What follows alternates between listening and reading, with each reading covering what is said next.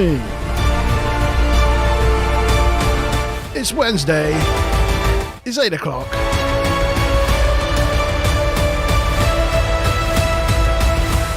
It's the TNG Review Show. Yeah. Well, it's obviously Wednesday at 8 p.m. here, but obviously not everywhere. Not everywhere in the world. Not everywhere in the world. It is for us here in beautiful England today. It's a beautiful day out there. I hope you enjoyed the sun wherever you were. But yes, 8 p.m. UK time, or actually tonight 8 p.m.-ish UK time. It's a TNG Review Show with myself, Monteban, my co-host this evening, G-Star. Good evening, G-Star. And the very lovely Mazza McBob. Good evening, Maz. Hello. How are you guys this evening? Wonderful. Wonderbar. Wonderbar. Very good. You're just glad to be here, G. Yep. After my sabbatical, Yeah, we were on just... board the USS Adventurer. Yep. That sounds exciting. Lieutenant Commander G-Star is back. Yeah. A bit like... I've forgotten the character's name. On Lower Decks, who went on the on Riker's ship for a bit. But, you're back. We were discussing... we're not going to say you're guest starring yet. Yet. But yes, welcome along. And in the chat this evening, we've got the very lovely Crystal Karen and the wonderful Stuplum. Yay. Yay. Hi, guys. Evening. Good evening, guys. Don't forget to like, everybody.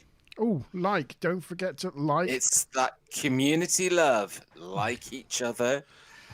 Like us. Yeah. We'll like you. Yeah. Don't lick each other, like each other. That's Yeah. That's our COVID positive message. Yeah. Instead of licking each other, like us instead. It's much safer. Yes, it's so much better. This evening, for the first time in a few of these streams, I have a glass of blood wine, which I haven't done in a little while, so that's quite nice. Charles. Charles. And what creature is that blood from? It's a antiquarium from the planet Remus. You know, it's a weird creature. But yeah, it has white blood. It's weird. There you go. This evening we are talking about the season 2 episode Up the Long Ladder. So those of you that join us, I hope you watched the right episode this week. Mouse, you watched the right episode. I've watched that's good. That's good. Yes. But first, we have some admin to do. We have a little bit of admin to do because G-Star hasn't been with us for a few episodes. We've got to get his take on some... 3, to be precise. 3 episodes, yeah. We've got to get his take on those episodes so we can get a proper overall score. Karen's already asking where Chewie is. No, Chewie's following Alex around at the moment. Yes. So if I just... Well, I'm not going to bring up the sheet. I'm going to let G give us his scores before I'll just bring it up, shall I? I'll just bring it up. Let's just... I've already seen them. You've watched the videos anyway. Yeah, I know how to use the scroll button on YouTube. Oh, there he is. It's a little choo-choo. There's the legend. Oh, there he is. There's the legend. Right, Chrome tab. Here we go. Got a little grey box on your screen while he's in it, unfortunately. But Hey. My 2 are behind me in bed, but I just can't be bothered to pick them up right now. He's got an irritation because he doesn't want to be picked No, he doesn't like being picked up. No, bless him. Right, okay, so there we go. So first up, we got Pen Pals, which is the long fingers. the girl with the creepy long fingers who takes a shining to Data. So I had already I'd already done my scores, so I'm not making this up as I go along. So the first one, then, Pen Pals. Mm-hmm. On this one, I am shocked. I am shocked at your score, Monty. I have to agree with Mazamet 4. Bob and go with 4. That was Yeah. my score. That was reasonable. I do not know on this planet how you got to a 7 with that episode. I'd have to go I back and rewatch I- the live stream I- to actually see what I my don't know. justification was. I don't know. I don't know with the summer break whether it sucked away your taste. Maybe. Yeah. Okay. Right. So the next one was Q Who. Mm-hmm. Oh, I've got the wrong score on the board. Let me give you my score. 8. Yep, solid score. And for Samaritan Snare, last week with the Packleds. And they look for things that make it go. Yeah. They are not smart. But actually, so I'll give you my score first. Yeah, What did you guys give it? Oh, I gave it that. Samaritan Snare. Golly. You took Just away thought my- that was marginally worse than Q Who. Yeah, well, actually, I just want to justify that 7 because I do get what you guys are saying. Like when I think about that episode and I think about the Packleds and you make the ship go. It is annoying, but then actually the episode I think is a really great character building episode. I think it just sort of was another springboard for setting some character background. So yeah, I thought there was elements of it that are actually quite interesting. Okay. Well, there's our scores then. And so that's made this difference to the graph.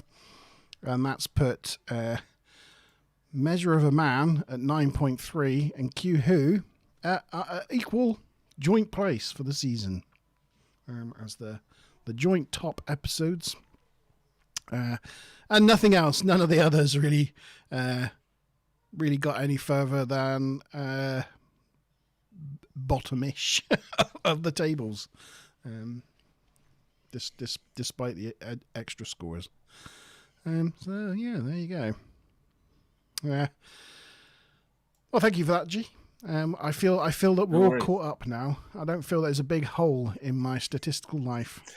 Yeah, but sorry, I will be absent the next 2, but I'll try and be able to view if I can and give my score on chat. Yeah, maybe you could post your score in chat. That'd be good.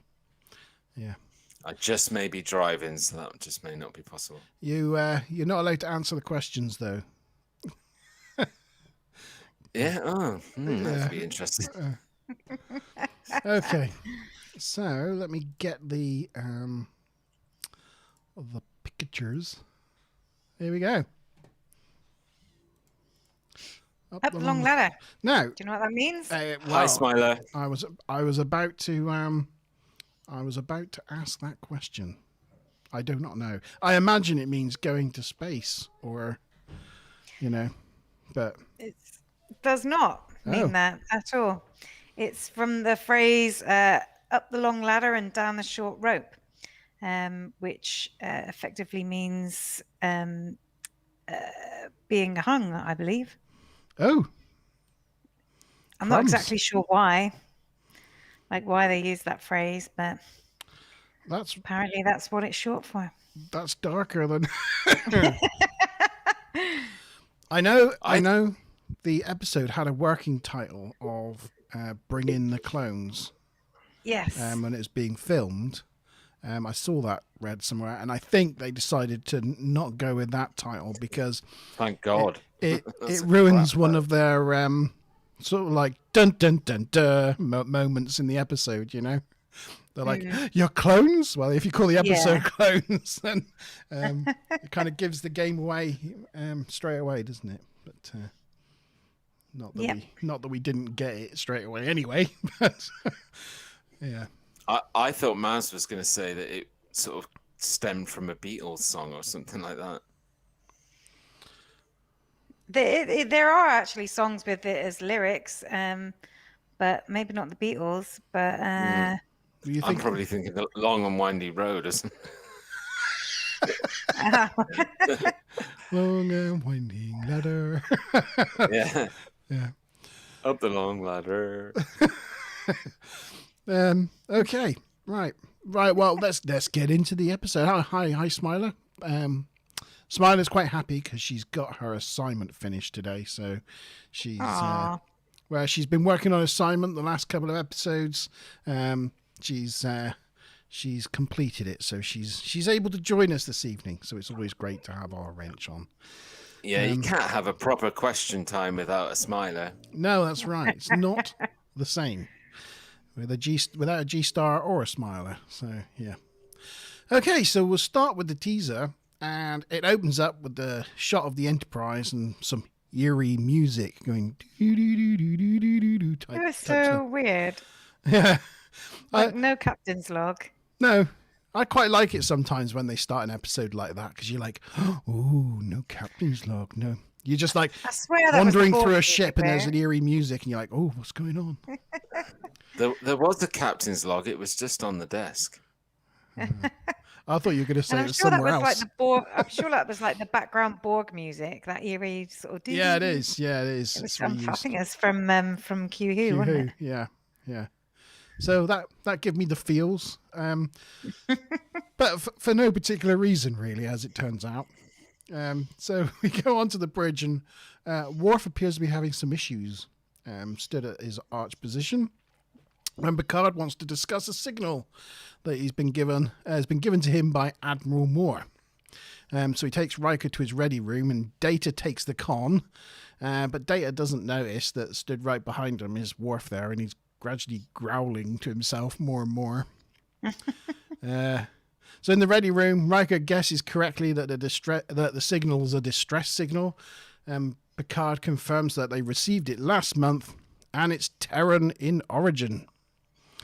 And we all know that Terran means Earth, as like sci-fi and Star Trek fans. But I wonder how many people watching this episode now, if they said it was Terran, they'd know that automatically that meant it was from Earth. Do you know what I mean? Like if I said that to my kids, I wonder if they'd know what that meant. I think they probably would because they're my kids, but I don't know. Anyway, it's just something I thought about when he said it. Yeah, it still comes up in a lot of other science fiction sort of backgrounds. Yeah, because I've watched like Discovery recently, I automatically thought the distress signals from the Mirror Universe, you know, because they're like the Terran Alliance or something. You know? They're called the Terrans, you know, in that rather than, you know. So it made me think of that as well. And that's got a French stem, presumably, because like the pomme de terre is the apple of the earth, so terre effectively is French for earth, I think. So yeah, I think it terran, probably earth stems from Latin. might well do. Yeah. Very clever. Yes. So yes, it's Terran in origin, and the code hasn't been used in centuries, and it emanated from a sector where no Earth colonies should be.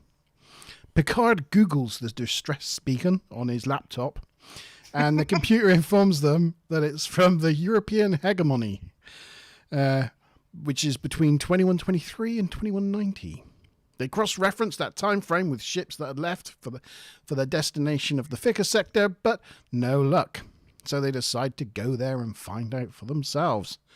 Meanwhile, on the bridge, Worf's collapsed, and Data calls a medical emergency. And that was the teaser. And here is the first question time. Woo! It's great to have someone do the question time. So, guys, up with the first Lieutenant Commander question. Sorry, can I just interrupt? Of course, why not? I always do with you. There's no Mickey in chat at the moment. No, I know. Just saying, Karen, stupid. I assumed he's on his way back. Oh, right, I see. I assumed he's on his way back from the gym. But yeah, you're right. Other people might stand a chance of winning this week. Yeah. Although I'm hoping that like Mickey's just got a little bit out of habit and just thought, okay, question time's really easy. Anyway, So first, Lieutenant Commander question, 1 of 6 questions this evening. This one is worth 25 TNG points and that all-important Lieutenant Commander promotion. So, whilst in the ready room, Picard and Riker, on the computer that's on the desk, on the readout on the computer, it's got the captain's log, and it has a file number or log number. And what is that number? Is it A, 40171, B, 40272, C, 40373, D, 40474? Poor Smiley. Oh my god. Yeah, she's got the pattern. It's easy once you know it. See, we're on the same sync. Like literally, Smiler has instantly understood my pattern Oh, to the answer. You've synced. Yeah, we're on that same level of intelligence, you see. So, See, You now, haven't synced. Your minds have melded, right? Smile is Yeah. not smiling. oh, See, you guys are wishing I was doing the questions now, weren't you? Because I would have been like, when did the European hegemony form?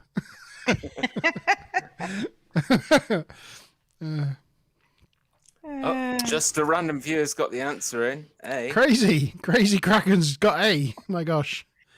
No, you only get one guess, Crazy. It's the way it works. Yeah. I'll take the first one. Yeah, Unfortunately, he's covering his bases. Karen's we've gone got- for C. Karen's got in with a C. What about Stu Plum? What's Stu Plum got? Stu Plum's got C. 40373. Yeah. Okay. What you guys got? I don't A, B, bloody know. C, or D? I want to go. Not the slightest idea. I'm going to go B. I'll go A. Okay, it's a shame that Mickey's not here because he might not have got this one. But it was, and I think only one person gave this answer. It was B. 40272 is the log number on the captain's log on his desk. So do I get points from that? Well done, Monty Ban. I get points. Yep. Yes. You I are get now. points. Yeah, 25 TNG points you have in the bag. Yeah. Crazy was right for the second time round, but that doesn't count, unfortunately. Yeah. He thinks he's right. Okay, so Act 1. We're into Act 1. In the sickbay, Dr. Pulaski scanning Worf to find why he's suffering from a circulatory failure. She tells him he fainted, but he doesn't like that at all because Klingons do not faint. It turns out that he has Rapak Nagor, the Klingon measles. Worf is dismayed as this is only a children's condition, and adults are not supposed to get it. How will he live it down?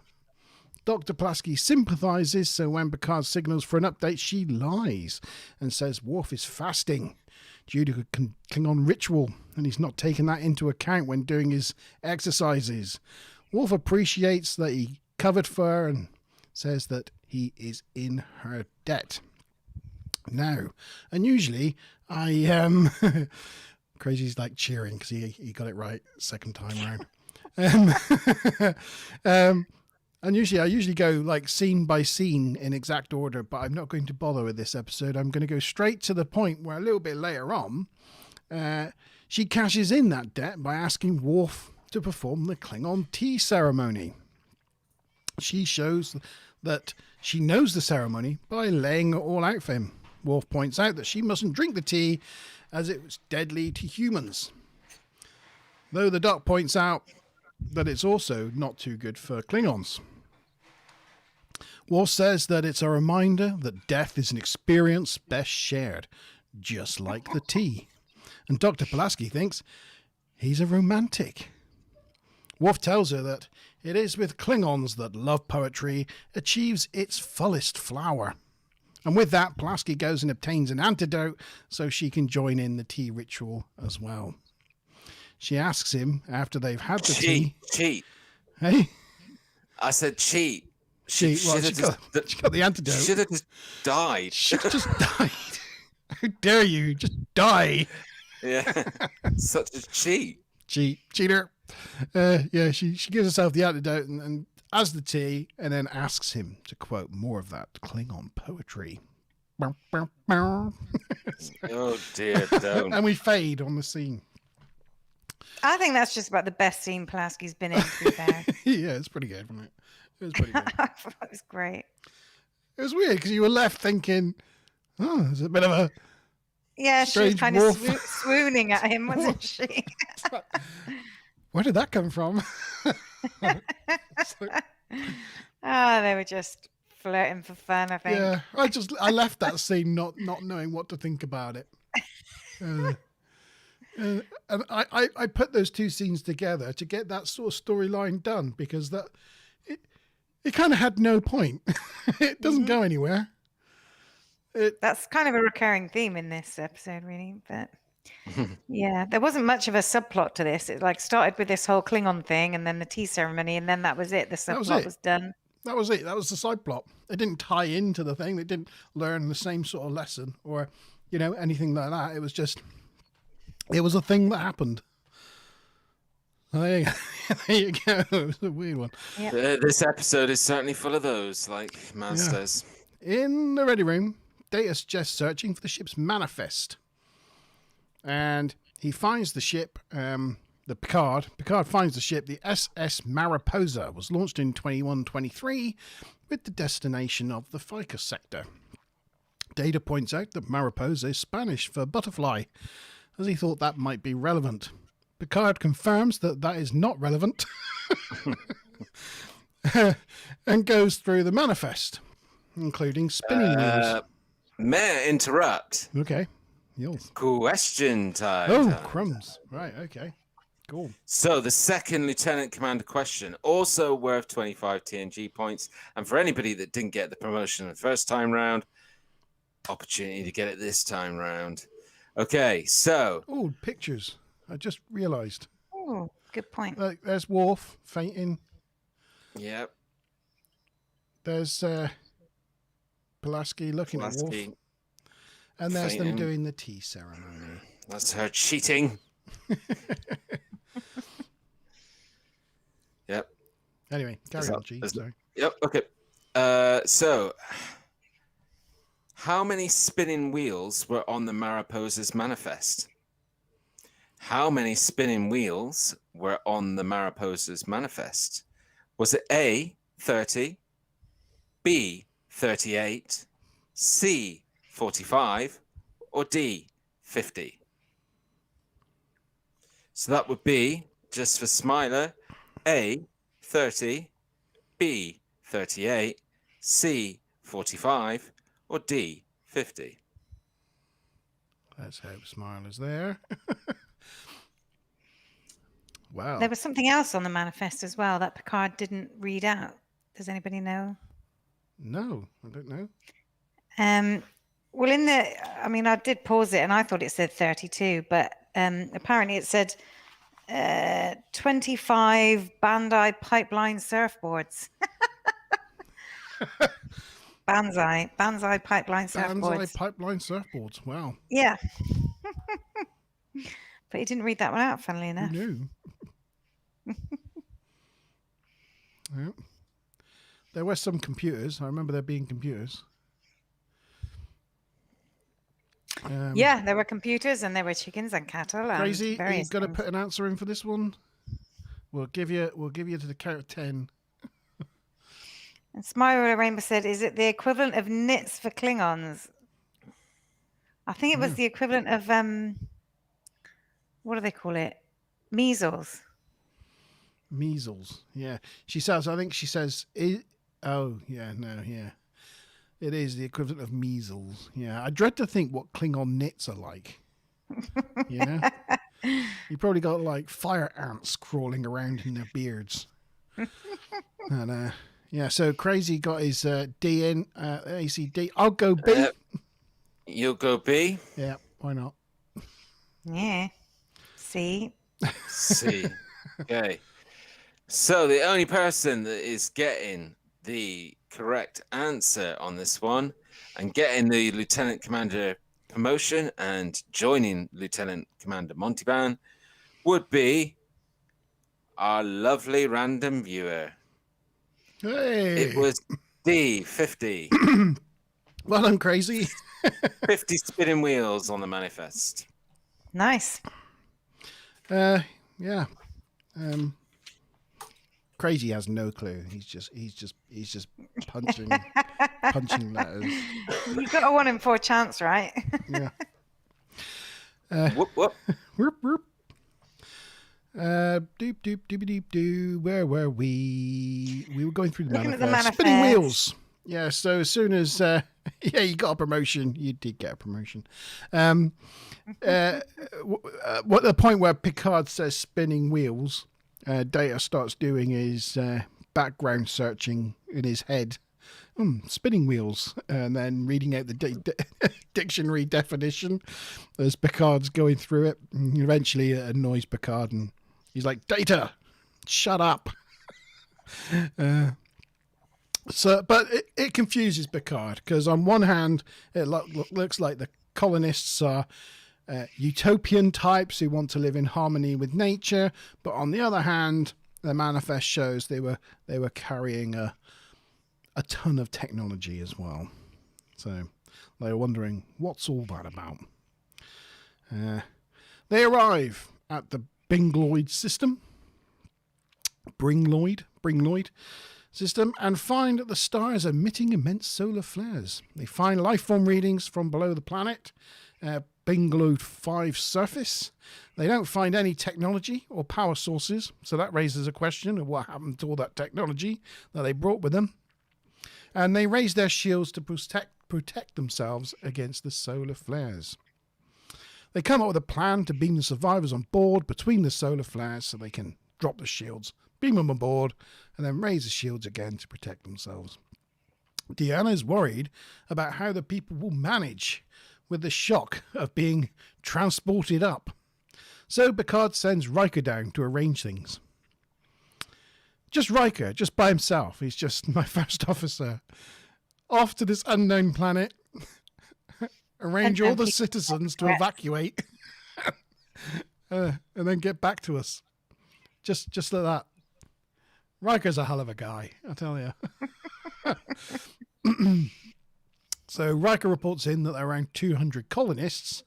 He tries to tell Picard that there are difficulties that they need to work out, but Picard's like, nah, it'll be fine, and orders them to start beaming up. O'Brien beams up the first load, and he ends up with more than just people in his transporter room. And that's the end of Act 1. Anything about Act 1 there, Maz? A few things. Yeah, so the Bringloidi, apparently the word Bringloid actually in Irish means dream. So I guess they're the dreamers. I thought it was actually like, you bring Lloyd. Not quite. So yeah, it has a, and also the SS Mariposa. They mentioned that Mariposa is the Spanish word for butterfly, and I think a few episodes ago there was a thing saying that there is no other Spanish spoken in. Which, I mean, I guess it's a proper name, right? They're not actually speaking Spanish, but it's still a Spanish word. I just thought it was worth pointing out. Right, yeah. And that's about it for now.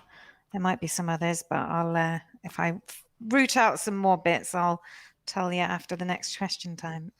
Cool. Oh, probably, there we go. Have a chicken, everyone.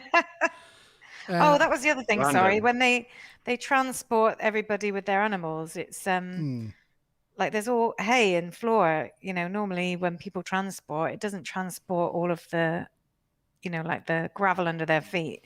So that seemed a bit odd. Yes. Yeah, you'd think usually it's like 3 to beam up, and he has to lock onto their signatures and all that. But this time he seems to have randomly beamed up a room. Yeah, yeah.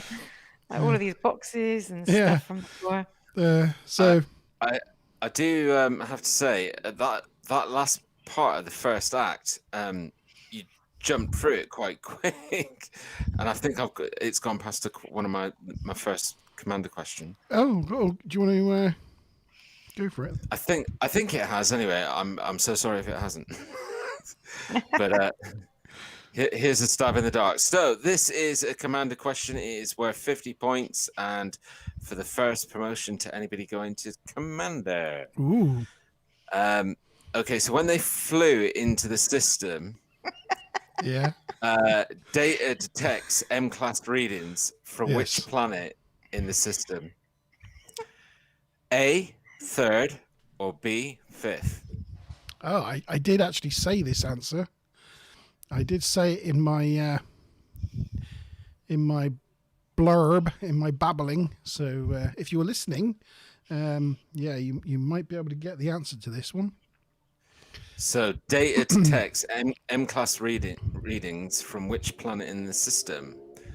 A, the third, or B, the fifth? The chicken will become relevant any minute now. Just love the way random viewers saying, "Why is there Yeah. a chicken on the screen?" It's just chilling out there. It's not doing anyone any harm. Is it chewing? No. The chicken will become relevant in a sec. So you're A or B, everyone.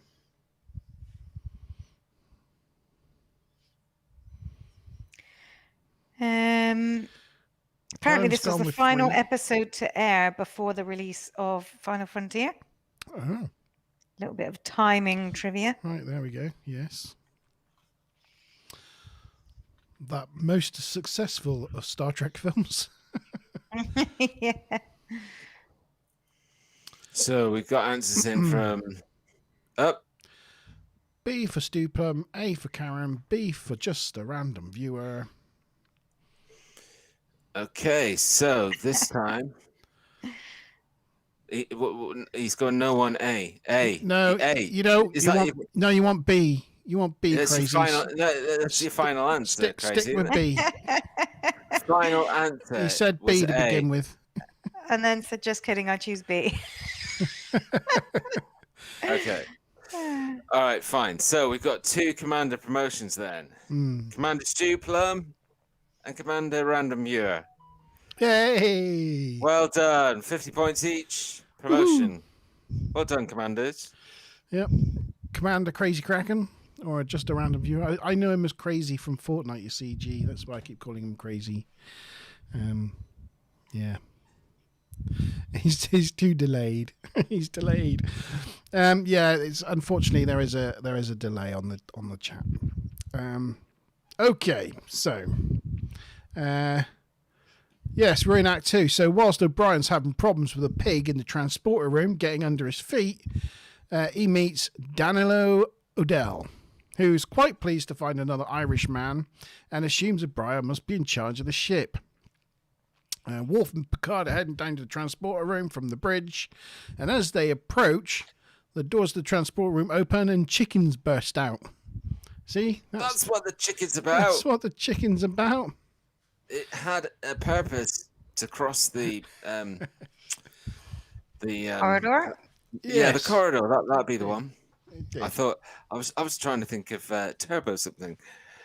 No, the Jeffries something. Jeffrey's tubes. Jeffries, just tubing. Yeah. Yes. So so the chicken's popped out, and just as Picard's approaching, and he's like, "Oh, what's going on here then?" And then a little girl pops out of the transporter room and grabs the chicken, smiles at him, and runs back in.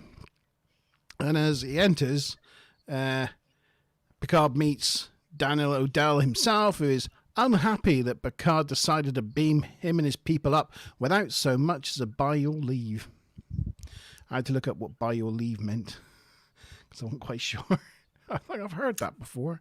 Isn't it leaving without saying goodbye? Hey?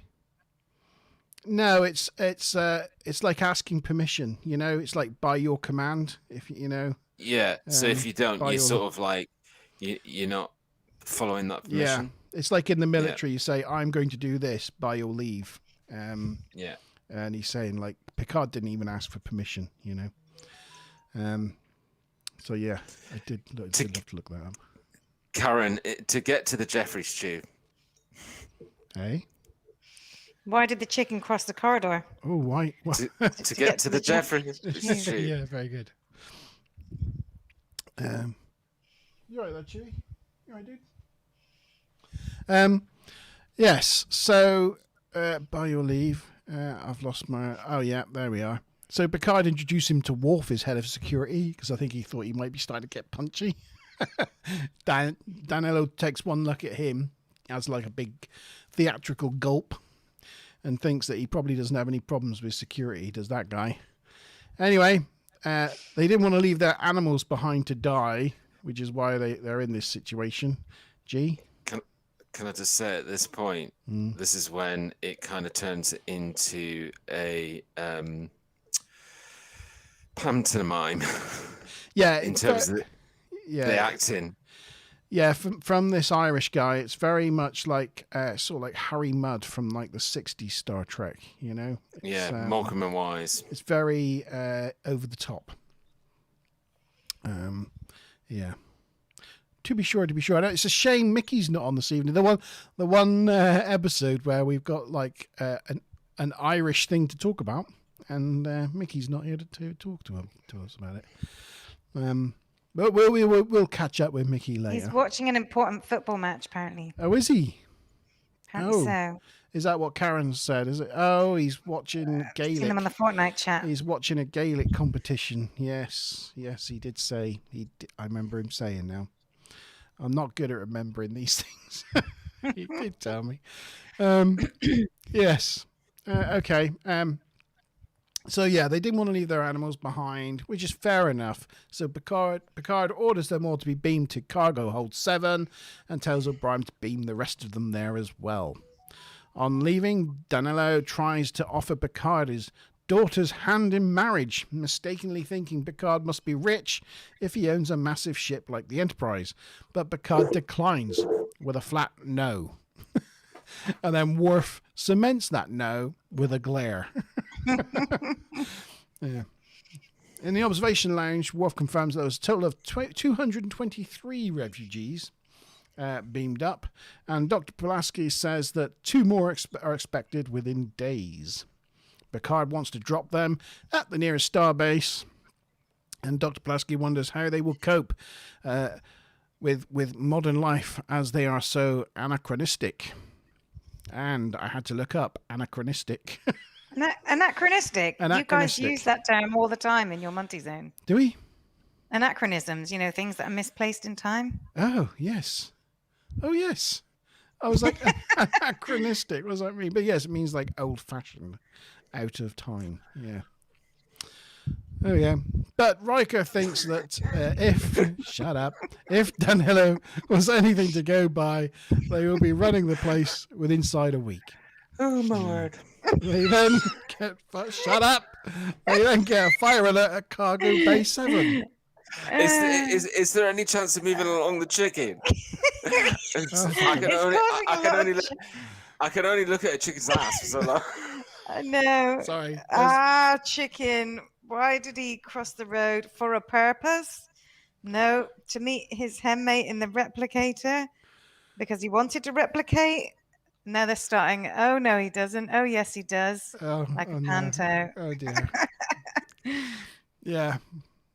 Well, it's Riker there. He's behind you. Oh.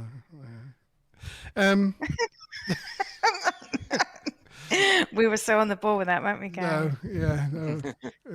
Well. Anyway, this is where they had that confrontation.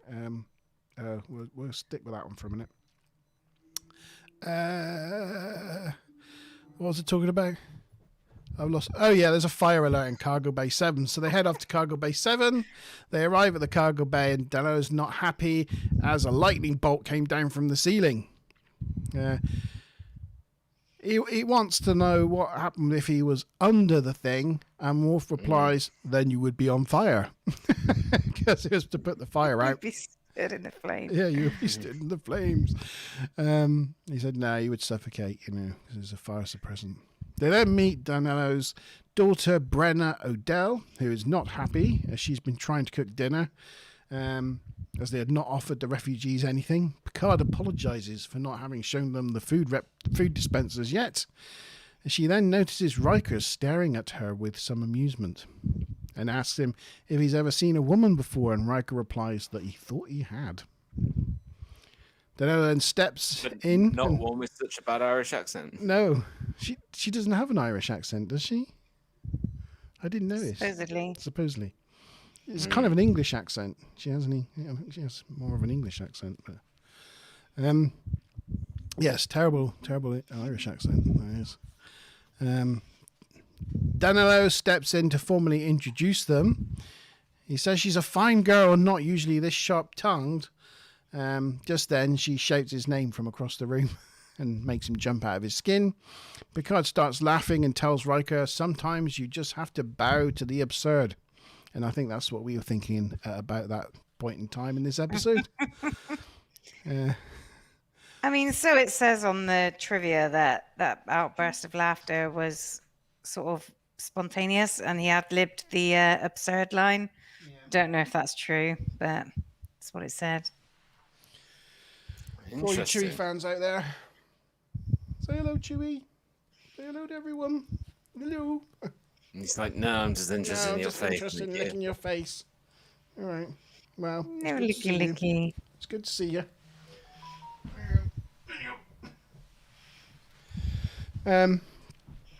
Yes.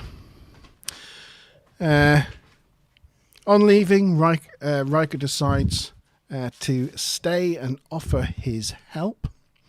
He tells Brenner that she doesn't need to clean up and do the things she's doing because the ship will clean itself. Have we ever seen the Enterprise clean itself? Do we know how that's done? How the Enterprise magically cleans itself? That would be something to explore in lower decks, wouldn't it? You know, when they like. Well, in lower decks, like they have people cleaning the place. Yeah, I think the ship should clean itself though, and you actually see how, like, you know, if someone spills something, they go, "Oh, don't worry, the ship clean itself," and then see how that little nanobots will run out into the hallway and yeah, and they'll be like the ones flooding lower deckers. Or like this gutters in Red Dwarf. Yeah, or Star Wars, those little black boxes that, you know, go. Yes.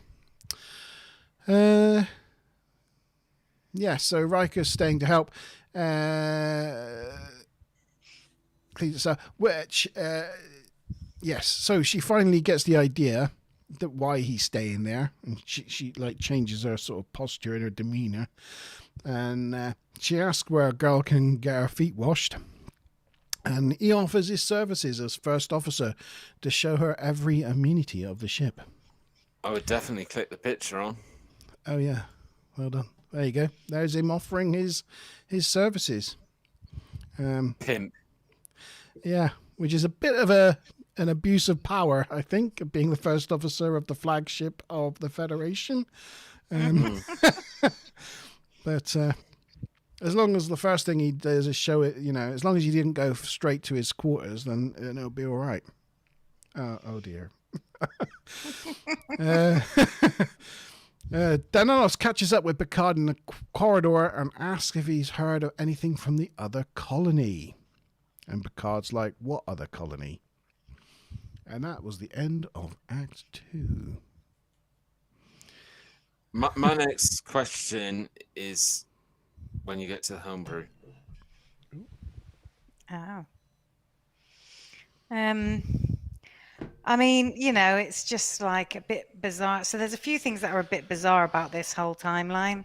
So the Mariposa apparently set off in, 2123? So that's basically 100 years from now. So you can imagine how advanced these people or the human race would be 100 years from now. Even in terms of society and such like, right?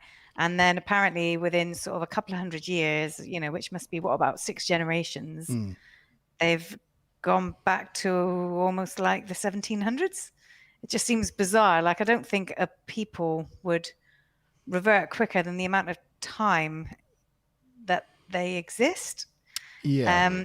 And even things like, basically selling off his daughter to like the most powerful old man around, like that sort of stuff hasn't already happened for hundreds of years. So why would it happen to people who are 100 years more advanced than we are right now? But it's very strange. anyway, it's a bit strange. And I think even with them, I think Troy says something like, they're like, it's like they're from 300 years ago, but of course they're in the 24th century, aren't they? Mhm. So that would be implying 300 years ago to them then would be back to roughly our times now. But of course, the person writing it was thinking of the 1700s When and they kind of wrote got it, it wrong. yeah. It stopped. It didn't think to extrapolate it forward by 300 or 400 years. So Yeah.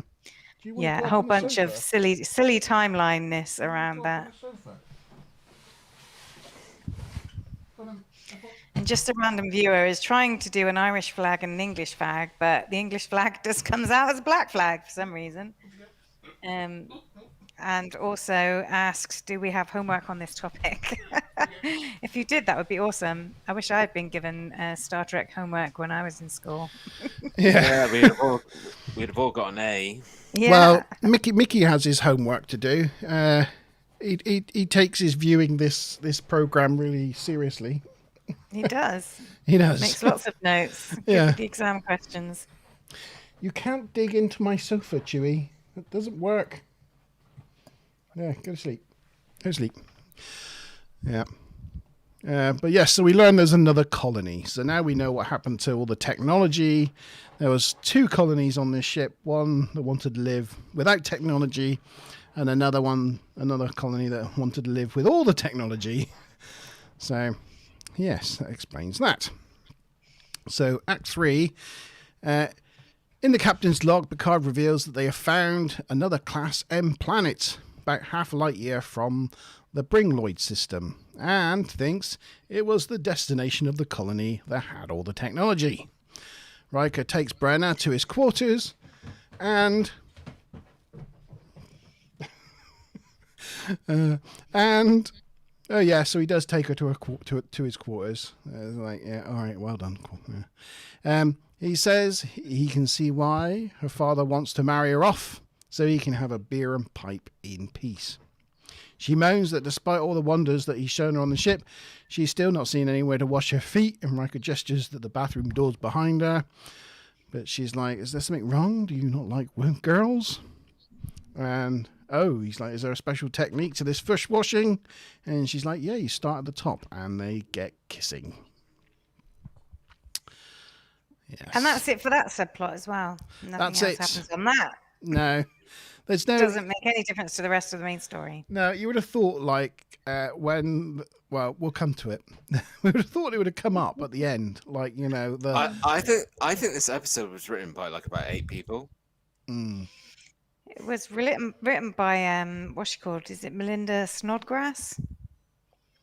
Oh, and Gene Roddenberry, which I guess kind of explains some of it. It just explains the womanizing and the stereotypical gender types and things like that. Yeah, the genderism and the almost racism or Yeah. cultural appropriation and condescension to all those wonderful Irish people out there. Yes. Stupid is trying to tell you picture. Oh, picture. Oh, there we go. Aha. Close your eyes, crazy. Close your eyes now, son. Don't move away. Yes. So in the cargo bay, Danos is trying to make alcohol from still, but is worried about the fire suppression suffocating him. Worf tells him that the food dispensers can provide real alcohol, not just the synthol. Question time. Oh, hello. Cheeky question time. Second commander question. Again, worth 50 points. And again, for a commander promotion for those that didn't get it, first time round. So the question is, the leader of the Bryn Lorty is brewing homebrew, but what does he call it? A, poachine, or B, mochine? What does he call the homebrew? A, poachine, or B, mochine? Poachine or mochine?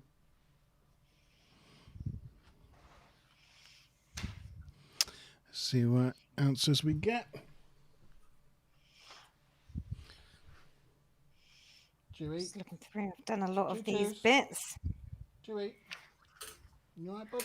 A lot of my stuff refers to things that haven't happened yet. So, apparently there was a little tear in Worf's uniform when he fainted. But I mean, even in the future, I'm guessing their clothes rip from time to time, right?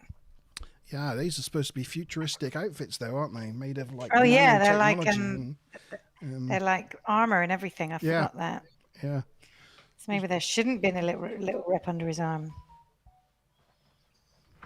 Oh, and apparently there was another Deck 10.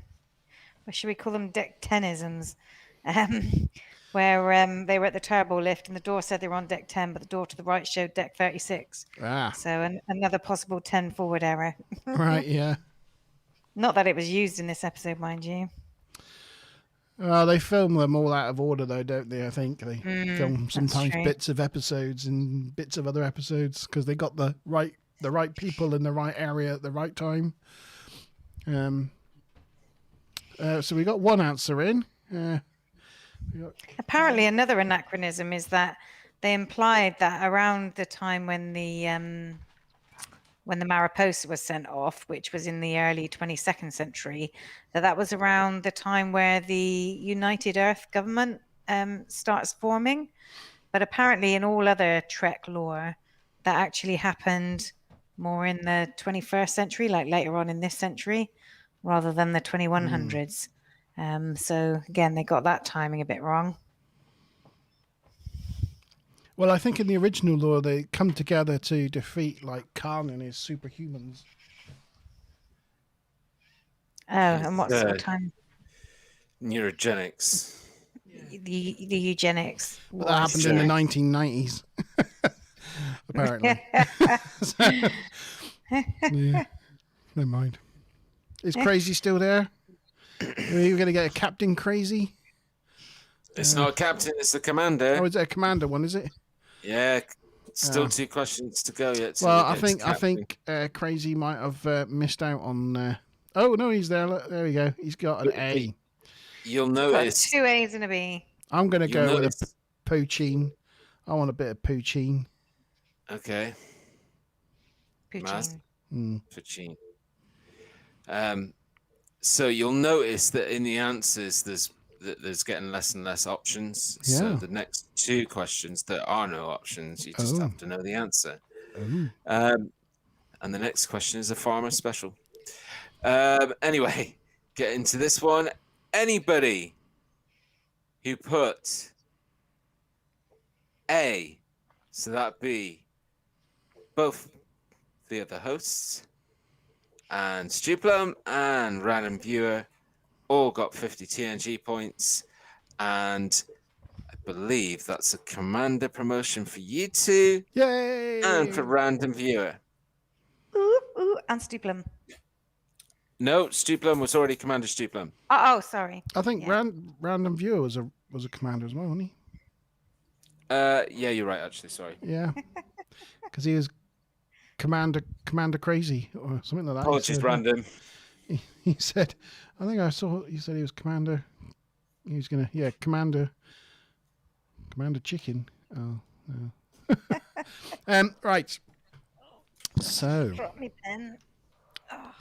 yeah. So Worf, rather foolishly, shows the Irishman how to actually get alcohol, real alcohol, from the food dispenser. First, they try ordering whiskey, which Danos doesn't like. And so he orders a Klingon drink that I cannot pronounce. And it's something like Chech Tuluth, which knocks his socks off. You can literally see the steam coming out of his ears. If he was wearing a bow tie, it would have twirled around. His hat would have come off and jiggled about. It was just very cartoony, wasn't it? His acting. Yes. Yeah. Brenna enters, and she's not happy to see that her dad's drinking strong alcohol, because quite frankly, he probably has a problem, and his daughter, doesn't like seeing her dad drink like that. And she asks him if their children should be attending school with the Enterprise children, and the drunk Dalino is like, I don't know. So she thinks, I think it would be a good idea. Okay. She then gives Worf an earful for showing him at the food dispenser serves alcohol. Worf asks if she's ever considered working in security. Do you know what he reminds me of, that Dano guy? Is like Carry On. Yeah, it's that kind of thing, isn't it? Yeah, caricature. The away team of Riker, Worf, and Pulaski visit the Mariposans and are greeted by someone who looks just like the Prime Minister. They then see some more triplets and quadruplets on the way to his office. And whilst waiting, Pulaski scans one of the guards. They meet the Prime Minister and straight away Pulaski's like, "So, your entire population is made up of clones?" And Worf says, "Clones?" And Riker says, "Clones?" And the Prime Minister goes, "Yeah, clones." And the whole audience go, "Clones?" Triplets. Yeah, those guards were actually triplets. Apparently, Yeah. they're like wrestlers or something. Oh. But yeah. Picture says, "Oh yeah, very good, very good." Just some random viewer has changed his name to Commander Kraken. Nice. Very good, very good. It just goes the extra distance. Love it. That's tickled me. Act 4. We're on another act, people. We're nearly there. Hurrah! Hurrah! They invite the Prime Minister to the Enterprise, where he tells them that they only have 5 colonists that survived the disaster that befell them when they crashed on the planet, and there wasn't a sufficient gene pool to make a civilization, so they turned to cloning. Pulaski wants to know how they got over the replicative fading, and the Minister confirms that they haven't. And they ask what that is, and it's basically, she says, you're making copies of a copy of a copy, and eventually you can't read the text. Or the face, because it's mush. I guess. Their faces look suspiciously mush-free, to be Yeah, fair. they do. The definition starts going, Is that an eye? I can't tell anymore. Do they start looking like a Picasso painting, like with the nose on sideways? Yeah. A bit like that guy from Goonies, Hey, you guys, Oh, he's cool though. Yeah. Yes. Picard's like, how can we help? And the Minister tells them that they need fresh DNA. So they Chomp? Sorry. Chomp. That guy from the Goonies. Chomp! Yeah. Yes. It was getting on my nerves. It's like, what's his name? Is it Chomp? No, is it Chomp? But Crazy Kraken's asking how many points he has. Oh. Well, G I'm about to come to that in a minute. Oh, Okay. Don't worry. Everybody will find out soon. Yeah, all right. It will be, Chomp. It's I got think a little that's- bit more narration to go. Yeah. So, so he wants basically their DNA to clone the crew, but the whole crew are like, no fam.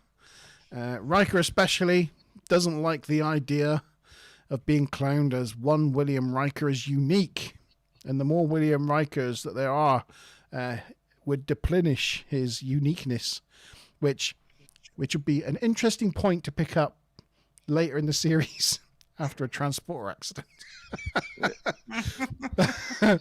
But Indeed. it's ironic watching that scene now. Riker, oh yes, I just said that. The Minister asks for, is there anything else? And the Minister asks for equipment to be repaired instead. So Riker puts together a away team. The Doctor also wants to return to the planet to study the cloning problems. On the planet, Riker and Pulaski eventually report back to the Minister that repairs are almost complete. So they zap them and carry them away. LaForge then comes in after them, looking for them, but the Minister says he hasn't seen them. Cloney devils. Yeah. So we then go to some sort of surgery, where doctors plunge a wide-eyed Pulaski and a wide-eyed Riker in the tummies with very long needles. Later on the Enterprise, Geordi catches up with the two of them in sick bay and asks them where they got to and why the locals were lying about where they were. And we learn out that Geordi is actually a human lie detector. Who knew? Did we know that? Was that something we knew? You know, I don't think it's really referred to again after this. all those years they play poker. Poker. It's their thing to do, and all that time, like the humans in the crew, like he's got them licked. Yeah, he's been cheating all that time. He's a little cheater. Well, next time we'd see it, like, he'd have to be like he'd have his visor on the table, and they'd be like, "No, you're playing this blind, mate. You don't even get to see your own cards, you cheater." Anyway,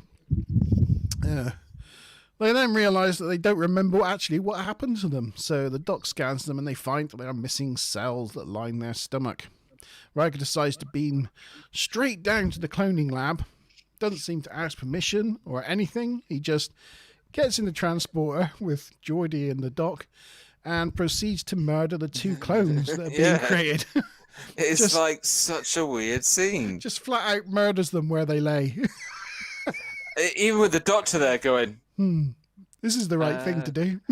"Oh yeah, I didn't see that. I didn't see that happening. What are you doing, Commander?" I don't even know why Geordi goes with them. But the ministers come in and say, "Stop, and you're destroying us." But they've already done it.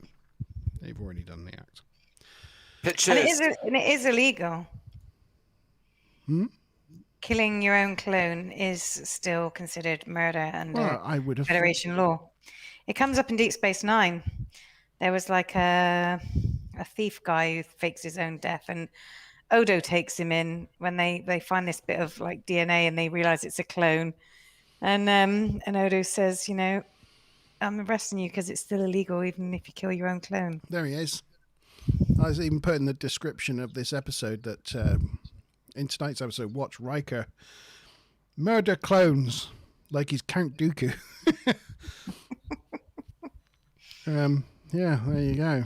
And the thing is, that's the end of Act 4. We go straight into Act 5, where on the Enterprise, and the crew are discussing the Mariposan situation in the ready room, and nobody mentions it. Like, Picard doesn't say anything about his senior staff beaming down to a planet, murdering people, and coming back again. Nothing. Anyway. On the plus side, Commander Kraken loves your lights, G. He's muted. He's having technicals.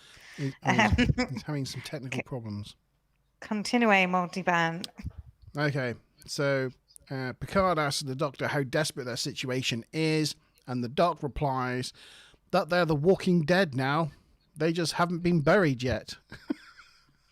Nice. Which I thought was... Always subtle with a bedside manner. She's so harsh. That's like, oh God, right there. Riker wants to inspect the cloning equipment again to make sure he's really finished the job. And they're all like, yeah, that's fair. That's but he wants to make sure they got the more samples so they can't do it. They can't do it again. The doc points out that even with fresh DNA, they'll still run into the same problems. They're just storing the problem up for later. What they need is new breeding stock. And then the bell goes off in Picard's head. The Bringloidians. And Deanna thinks that's a great idea. So they all agree that that's a good idea. And Riker points out that bringing them back together again will be like a shotgun wedding. So they get Wilson Granger and Danilo O'Dell. Why have Danilo O'Dell as the representative of your group? Like, of all the people in that group of people, he's the last person you'd want to be representing you, you know? Put his daughter up there, please. So anyway, they're in the conference room in the observation lounge, and they're brought together to discuss the merging of their two peoples. But it starts with Wilson saying that it's out of the question. He's like, take a look at him. He's primitive, hostile. How are we supposed to integrate that? To that, Danilo says that he would not accept charity from these blatherskites. I don't know what a blatherskite is. I didn't look that one up. I remember blathering blatherskite. I think it's Like a something scallywag. Daffy Duck used to say. Yeah. Blathering. Anyway, Picard tells them to all sit down and tries to blackmail Wilson by threatening to seize all their cloning equipment. But then a really baller Doc says it's good, really, because in 50 years we'll have a planet with empty cities all ready for recolonization. Which just like sort of puts the nail in the coffin sort of thing. So, I mean, that was harsh diplomacy, but that really hit the nail home, didn't it? So blatherskite is somebody that talks a lot. Oh, like me. Talker, chatterer, jabberer, babbler, gossiper, etc. Sloth. Yes. G-Star Sloth. Thank Karen you. says he's called Chuck. No, Chunk was the little guy with who did the truffle shuffle. That's Chunk. Yeah. Yeah, Sloth. Yeah, Well done. it was Smiler that got it right. All right. Yeah. Yeah, Sloth. Yeah, that is it. Well done, Smiler. Good job. Yes. So the Doc points out that they're all going to be dead in 50 years. Stream stopped. Stream stopped. Just telling you. Right? Has it? Yeah. It's still moving on my phone. I'll just wave and see. No, I just waved at myself. Okay. I'll check. Yeah, no, it's still working. It's just stopped on Smiler's computer. Hopefully, yeah. Fingers crossed. Yes. So yes, they're going to have a nice a planet to move a colony into. So Danilo offers that they are willing to learn, but Wilson still thinks they're so different. And I guess this is supposed to be a conversation about immigration and America's seeing others as dirty and unclean and not as advanced and keeping them out of our civilization type thing. It was supposed to be the lesson from this. That's some strong symbolism there. Yeah. Yeah, I thought it was more like, people have their, back to nature side and their technical future side, but unless you embrace both parts of humanity, you can't ultimately survive. Anyway. Yeah.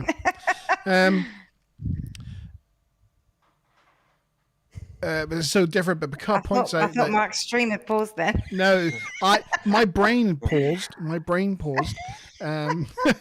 points out that it's the differences that make us stronger. And Dr. Pulaski also points out that to make it work, she recommends that whilst 30 couples can make a viable society, each girl should have at least 3 different children from 3 different men. Danilo says that he can handle that. Though he finds it repugnant, Wilson shakes Danilo's spat on hand. And Danilo already wants to go stake out his 3 women. And says, send in the clones, which was going to be the name of the episode. Question time. Yay! So, guys, like I said earlier, anybody can take the lead. So, to talk about points and where we're at the moment, we have Maz with 50. Monty with 75, Stu with 100, and random viewer, or now Commander Kraken, with 125. But this next question is a farmer special. Oh. So it's all about the Brinlorti, and there is no option answers. You just need to know the right answer, but you can guess. So here we go. And it's 475 TNG points. Ooh. And we all know how much the captain question is usually for. So, do your maths. In the final visit to the cargo bay, where the Bryn Lorty are, Picard and the Prime Minister walk through. But how many cows do you see? How many cows? Yeah. Wow. I'd have to guess. I've got my guess. I'm not going to put it in I've chat. got a guess. I've got a guess. Let's see what Stu Plum, if Commander Kraken is still bearing with us. Let's see what he guesses. I would like to put change my camera position and give you a quick. I don't know if I can do it without ruining my entire setup. See a moment of that. Oh, he's finally settled, is he? He's laying on my box of my brand new water pistols that I've got to unbox yet for my unboxing video. He's decided that they're comfortable. he's laid on the box. Bless him. Anyway, there we go.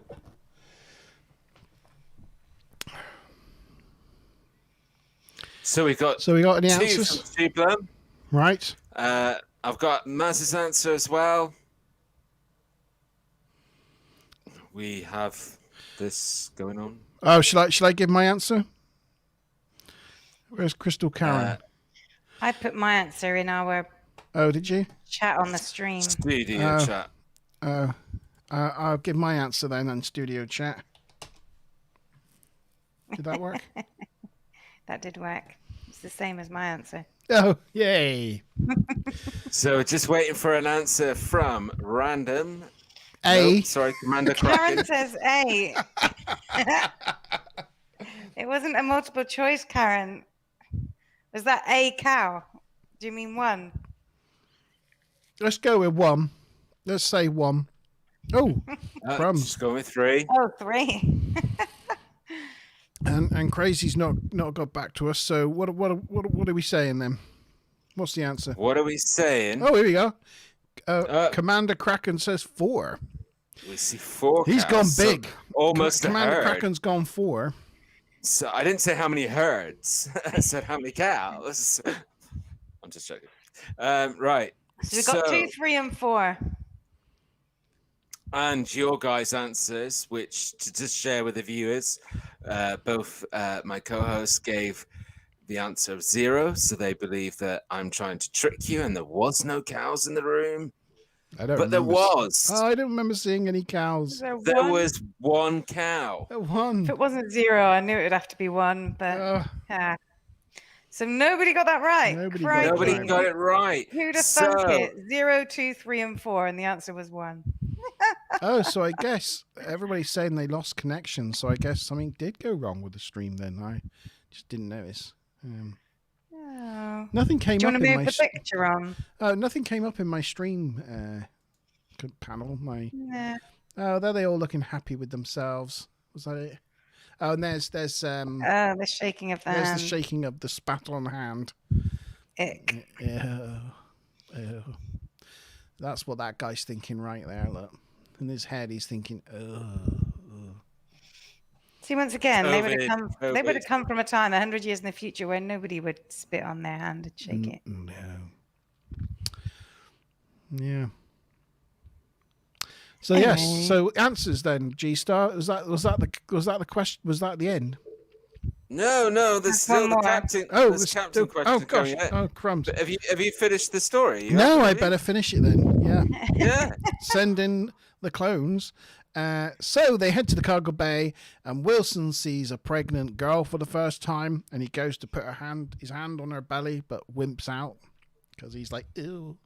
And it's fair to say that Brenna's not happy about all this. She storms in and is like, yeah, how dare you make decisions for me? Because like, well, you wanted a new home. She says, I want a new home. I didn't want to be Eve, which is fair enough. So Picard says, well, we can drop you off at Starbase. But she's not happy about leaving her people and her dad either. And then she notices Wilson in his nice bright white suit there. And she's like, what's he do? And Picard's like, he's the Prime Minister. And she's like, that sounds important. I bet he's got more than a couple of coins to rub together. He's like, Boom, boom. boom, boom. And she's like, and you say I can have 3 of them. So she goes off, and you can see her there in the background. You don't hear what they're saying, but you can imagine she's asking him if on his planet, whether there's anywhere a girl can have her feet washed. And that's the end of the episode. I mean, I know like that's supposed to be some common line, but it would just make me think, "Ooh, that person's got dirty, stinky, horrible feet." Yeah. Yeah, it's not like, oh, look at my stinky feet. Yeah. Oh. Lovely. Lovely. What an image. Anyway, it's Captain Question time, because I know some of you guys are heading off. So already said bye to Commander Kraken. See you later. Cheers, Crazy. So here is the Captain Question, as usual, worth 100 TNG points and the only person to get a captain promotion, because it's the quickest answer in this time, and there are no options. But the question has been made easier because Monty said the name more times in his narration than it's actually said in the actual episode. But here we go. And there's got to be some psychology in that. We'll discuss that later, Monty. What is the name of the daughter of the leader of the Bryn Lorti? What is the name of the daughter of the leader of the Bryn Lorti? Okay, let's see. So in terms of some bits and bobs, the ringed planet that the Mariposa colony is on is apparently reused from the pictures of Graves World from Schizoid Man. Oh, right.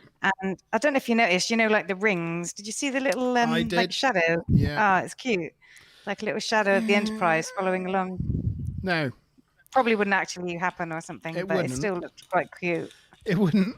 It does. All right, there's 2 things. One, I did look it up because we noticed it, and I wondered if it was something that has always been there, and on little televisions in standard definition, we just never noticed it, or whether it's something they added for the Blu-rays. Oh yeah. And in the Blu-ray comparison thingamajiggies, it doesn't actually mention it. So I think it's something that was always there. But the thing it does is a bit like in the intro to Star Trek Voyager, where the Voyager goes over the ring system and reflects off the rings.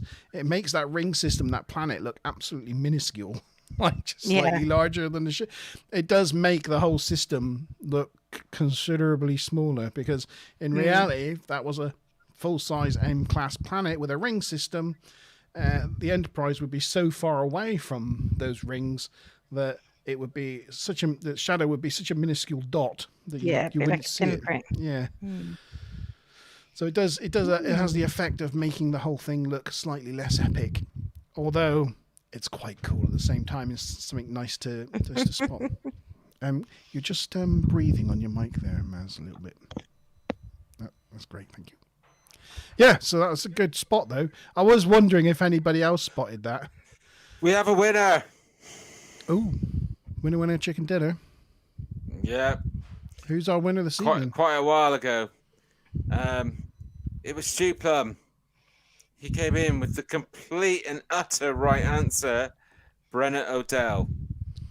Bloody Nicely done, the Plum. So that means that Captain Stu is our overall winner this evening, because he finished on 200 points and overtook Random, who left, Kraken, who left early and remained on 125.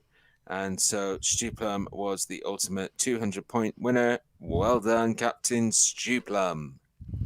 Last couple of pictures. There's Wilson there, going to touch the girl's tummy and completely wimps out over it.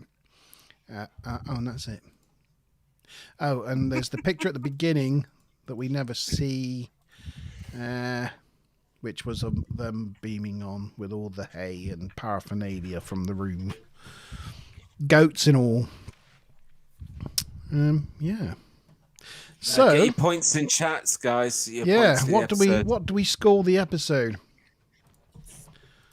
Apparently, Cole Meany wasn't too enamoured with the depiction of Irish people, but back then he was such a bit part. He didn't really have any influence over the script. But apparently, by the time he got to Deep Space Nine, there was an episode called "If Wishes Were Horses," where this this little Rumpelstiltskin appears, and apparently there was some stuff in that Cole Meany found quite condescending, but he managed to get it rewritten so that, you know, he wasn't being depicted as such a stereotypical or whatever Irishman. But yeah, I can understand it, because it is really just a annoying caricature of a people. Yeah, the Americans have them going like, you know, where's my Lucky Charms? Yeah, they're just, you know, a bunch of loud, stupid drunks, basically, is what the implication was. Where Cole kind of portrays his Irishness like a Brit, you know. Playing darts and having a beer and a tankard with an handle, you know, just general being down the pub with your mates kind of thing. It's kind of just British thing to do. Yeah. And there's a whole bunch of stuff about the clone people that I don't get. I mean, I don't know if they explain any of this, but why would all the clones be the same age? I mean, the inference when you saw the clone of Riker being cloned, it looked like it was cloned as a full adult. Yeah. But surely the adult ages, right? Yeah. So why wouldn't the clones be all different ages? And even if they knew they didn't have enough people to sustain a full, you know, whatever, they could have at least had maybe 4 or 5 kids each, and then there would have at least been, you know, 16 people to clone rather than just 5. It would have made like the whole identity thing surely a bit less. Well, no, shocking. you can get. And there would have been different personalities as well, wouldn't there? You know, if they do a bit like, if they had done a bit like Dr. Pulaski had suggested, and like each person go with, you know, and have 3 kids and have 3 partners, and then still wouldn't really work, because all of those people would be first cousins, wouldn't they? Actually no. But if you take a partner and have a whole bunch of kids, and if they did it a certain number of ways, not everyone, then you could probably generate about 20 or 30 people from the 5. And at least then if you had to clone them, it would be not quite as grating as just 5 individuals. Plus, like, why would they have to never have sex again? I mean, if they've got the medical technology for cloning, surely they've got the medical technology for birth control. You could still have, you know, recreational partnerships. You wouldn't all have to just suddenly become celibate because you're not having natural childbirth anymore. I think that's crazy as well. Yeah, and anyway. I also didn't think, as you said, we just kind of mentioned it, but just to come, I didn't think Dr. Pulaski's idea was particularly good, because if you had that many partners and that many children, then everybody ends up being related to each other. Yeah, within about 2 generations, they will be related. Yeah, so you wouldn't have any really separate sort of DNA mixes. No. And plus, how would that even work? Because you've got so many of the same cloned person. Like, anyway. I don't know. Yeah, just if each of those cloned women, they're like, has partners with 3 different people, then that whole generation of people would be related. They'd be like, you know, brothers and sisters, effectively. Yeah. All of the kids from all of those same cloned women. Technically, you could say that a clone is not related. Well, they'd all have the same DNA. All the same. They're all clones. They would all have basically like. They're all essentially the same person. Yeah. Anyway. Somebody's mic is really loud. Me? I don't know. Somebody's is like just sounds breathing coming through. Yeah, no, it's Maria. It's just a little bit not quite in the right place. I don't know what to do about it. No, it's nothing. Don't worry. Yeah, right. No, we won't be able to hear you then. I don't know. Oh, that's better. That's all right. That's good. That's good. Yes. So, have we got any scores in from anyone? No. People have been a bit coy on what they think of the scores for this episode. So, I'm going to. give Stublum says he only won because there was no Mickey. Aw. Oh, You did very well. yeah. So I've got my score. Have you got your scores? I'm just changing it. Now I've got my score. Yeah, Karen says if the clones fall out with each other, you'll have a Clone Wars. Nice. Ready, steady, Go. go. 1, 2, 3. As far as I'm concerned, it should never have been written on the tree that it was used to write it on. Yeah, it wasn't good. Wow, that By Such far the a- lowest. Such a meaningless, pointless point. episode. I mean, how any of the cast, like, I suppose looking back on that scene with Pulaski and Worf, Yeah. That was I the guess highlight. that's Yeah. That was the So- only good thing about the whole episode was that like tea ceremony and stuff. Yeah. But the rest of it, they must have just felt it was like being on holiday. I don't even need to act in this. It's just watch these idiots walk around acting like they're Irish. And you could also tell, like, when Riker went down to the planet to, like, you didn't actually see any of that. It was just, like, on No, comms in the cheap. bridge. So this was one of those, you know, Super low budget. they're getting to the end of season 2. Because of the writer's strike, they're running out of scripts. So they're having to, like, script bash whatever they've got written into some Yeah. sort of episode. It's like they tried to cram like 6 different scriptwriters' story into one. Oh yeah, they just tried to. I would say it's not everybody's sense of humor, but Stuplum gave it an 8 because he found it funny, and I will Yeah. attest to the fact that I phoned them this afternoon, and Lindy Hop said he's in there laughing his head off. She said, "I don't know what he's watching on that Star Trek thing, but he's laughing his head off." Yeah, you know, Well, it's funny. probably like If you're my looking dad for would have panto liked the fun, carry on type. yeah. Ooh, And just have a drink. on that note, it was one of those episodes that actually reminded me quite strongly of the first season of TNG, in that it really felt like a 60s Star Trek episode. Yeah. You know, did. a lot of the people that Kirk and Spock and that came across were real caricatures of, you know, if it was like the Squire of Gothos, he was like a very pantomime English kind of like squire type Q character, and or if they came across Nazis, and they, you know, they'd be like atypical German Nazi types, you know, or gangsters. Were like they're all like real, like, you know, the From a gangster's caricature, film rather than what they would have been like in the real person. caricature of a gangster, you know. It's you know, it's like in Samaritan Snare. I think there's a scene in there that is like one of the first that they use location, like proper location filming, like the scene with Picard, you know, horse riding and with the horse. It's like properly filmed, you know, outside. Yeah. And you know, you think about where it seemed that the program was moving at that point when that episode, unless they were filmed really badly out of sequence, but then it's like they went sort of 20 steps back in terms of their production value, you know. Yeah, I mean, I don't know the production number of this episode. I mean, we could say that at the beginning of each episode, what production number it is and what aired number it was, but it might have been out of production order. Samaritan Snare might have been like earlier in the season, say, filmed, because I know that season 2, the further on into the season they get, the writer's strike really hits them, and they run out of scripts, and it becomes a real problem, doesn't it?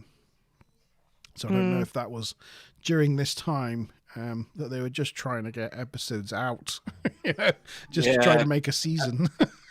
And there's all sorts of studio decisions that get made, because like if the production crew don't have confidence in the story, they're not going to invest a lot of money into its budget. Yeah. You know, so they're going to try and say to the director and the film crew involved, like, try and keep it as low cost as possible. Like, you know, yeah. Gene Roddenberry had his credits on this script, so it could have been like a Star Trek Phase 2 script that they pulled out of mothballs and dusted off one of Gene's old scripts and just did some tweaking to make it fit in, and then added some other random scenes because it didn't make up the runtime. And then go, yeah, that'll do. That's roughly there. Do you know what I mean? That's what it feels like, doesn't it? It was ungood. Ungood. Yeah. And yeah. But I'm glad Stu Plum enjoyed it. And Yeah. And he said, you know, they were making homebrew, which he likes because he's a home brewer as well. And He's you know, off though. Good night, Stu Plum. off, yeah. See, and no, Stu Plum, before you go, I like that bit about it as well. And I quite like the fact that, okay, there were caricatures, but the McCoys are descendants of Irish tinker gypsies, and it's like, well, look, the Irish tinker gypsy traditions are still living strong in the 24th century. So there you go. The guy does remind me a little bit of Stu Plum, and then you know his daughter, like Lynn, you know, stop drinking his homebrew. Yeah. So that was quite nice. So, and I think like a lot of these Star Trek episodes, like rewatching them, because I haven't seen them in so long, like I'm enjoying them, even like the bad ones. I would never have chosen to watch this episode like in my 20s or something when I rewatch Star Trek a lot, like every night. This is not one of those ones I would have watched, but because I would have gone, that was rubbish. But now watching it now, I still found it fun. I suppose the only positive that I can take away from it is that until watching it, I was under the impression that Pen Pals was, you know, one of the worst in this season. And I was pleasantly surprised to find out that was not the case. Yeah. I can't remember why I like Pen Pals now. Pen Pals. Something about it that sort I really of in enjoyed. Comparison to this episode is like a piece of art. Yeah, maybe that was it. It's a piece of art, yeah. Oh no. Yeah. Oh well, I hope Mickey is having a good time at his Gaelic football match. And yeah. Well, thank you guys for coming and joining me and talking about this episode. Sorry you won't be with us again this next week, G. So, what's up next? I'll be back in 3 weeks. We'll be back in 3 weeks. And hopefully we'll still get your scores, and you'll have the questions ready for us. And of course, if anybody's still, yes, I'll have the questions ready for you every week. So the questions will be coming from me. I'll do them ahead of time. I just can't make the actual stream itself. Next up, we have Manhunt. Oh, yeah. That is a good episode. I think it's pretty good. It's a Loxana Troy episode. On her way to a conference, Troy's mother boards the Enterprise and flirts with Picard. And on the picture, he's got his Dixon Hill get-up on. So there's a Dixon Hill thing on it. Manhunt. Next week. Next Wednesday. So yeah, anybody that's joins us on the Monty Zone at the moment on Facebook, there's a counter counting down to the launch of season 2 this Friday. Unfortunately, bad news. I'm going to have to go and change that timer so that it's counting down to next Friday, not this Friday. We've had to postpone by a week, so sorry about that. But we will be back. Can we very shortly?